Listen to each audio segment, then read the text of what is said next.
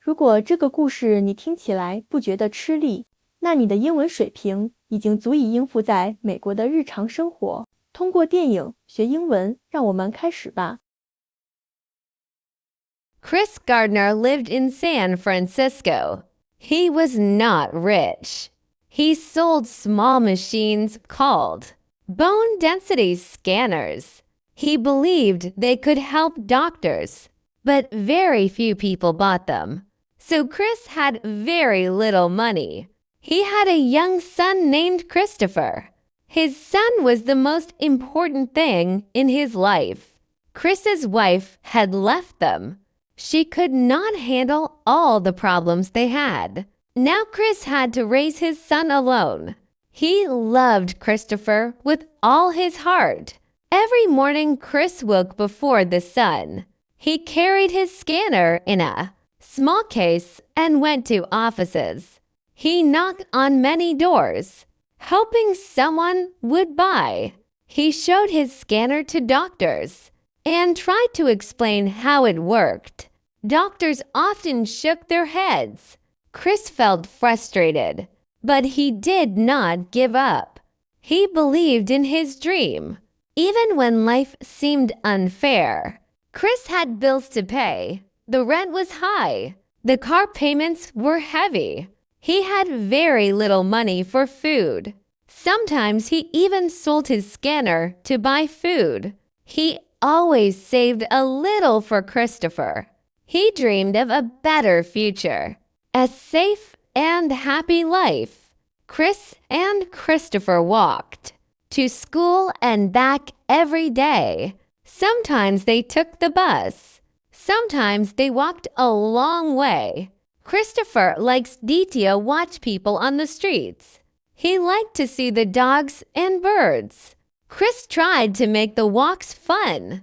He told small stories to make his son laugh. They sang songs quietly together. At night, Chris studied books. He studied about business and money. He solved math problems carefully. He wanted to pass the big test for his internship. The test was very important. It could change his life. Chris knew it was not easy. He also had to take care of Christopher at the same time. One day, Chris solved a Rubik's Cube in a taxi. The manager, Jay Twistle, noticed him. Jay smiled and nodded. Chris felt hope. Maybe this was the turning point.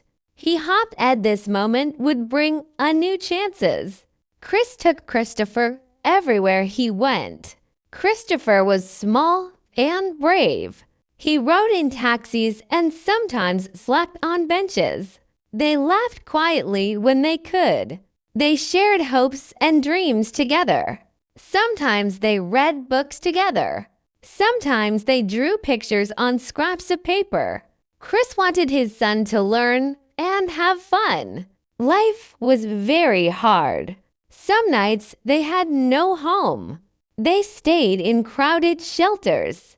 The shelters were uncomfortable, noisy, and cold. One night they slept in a subway station.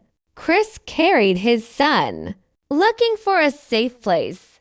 He finally found a public restroom. It was cold and the floor was hard. The lights buzzed above them. Chris helped Christopher sit down. The boy held his small toy tightly. Chris wrapped his arms around him.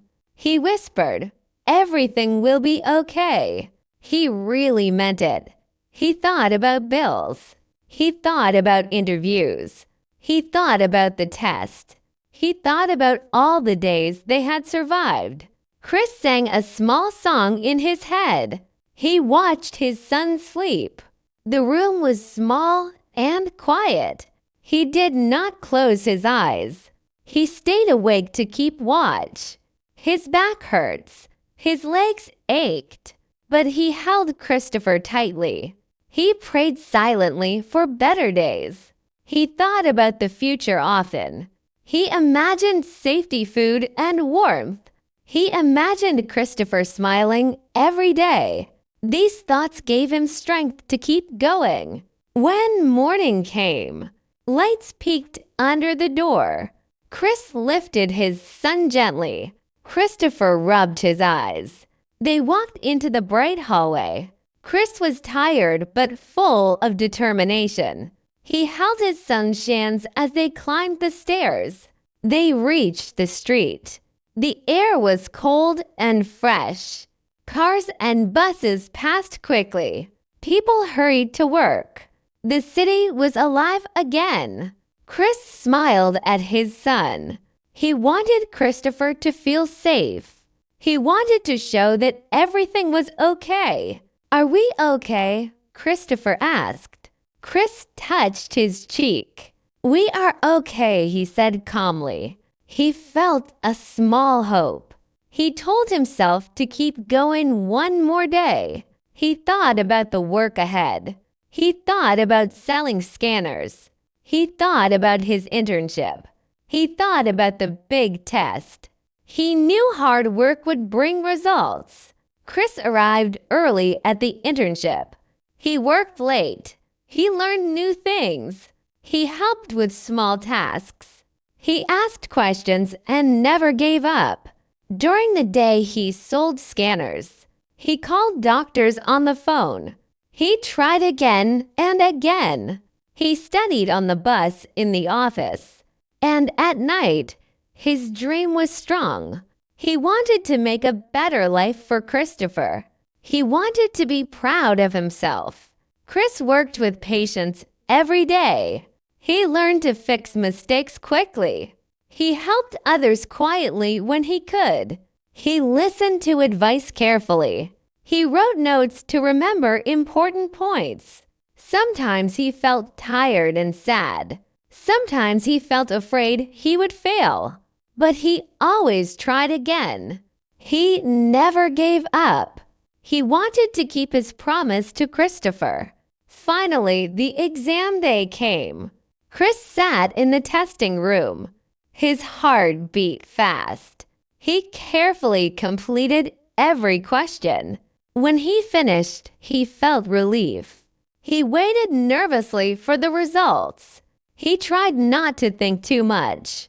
He read all the hard days they had lived. He remembered staying in shelters.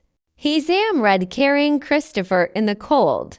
He read every small victory along the way. Weeks later, he got the news. He had passed. He could become a full-time broker. Chris was so happy he almost cried. He called Christopher right away. Daddy passed, he said softly. Christopher's eyes widened, then he smiled. Father and son hugged, crying with joy. Chris felt victory and relief, but he still focused on the present. He held his son tightly, enjoying this moment. He knew all the hardship had been worth it. This was their moment of happiness. Chris knew he had protected his son and kept his promise. He smiled and whispered softly to himself. Everything they had gone through made this moment real. This is the story of the pursuit of happiness. This is the story of courage, hope, and love. This is the story of a father and his son. 到这里，你能坚持听完，已经证明你不是普通人。克里斯用一天又一天撑出他的出路，你也一样。英文不会突然变好，只会在每天的坚持里被磨出来。明天见，让我们修炼继续。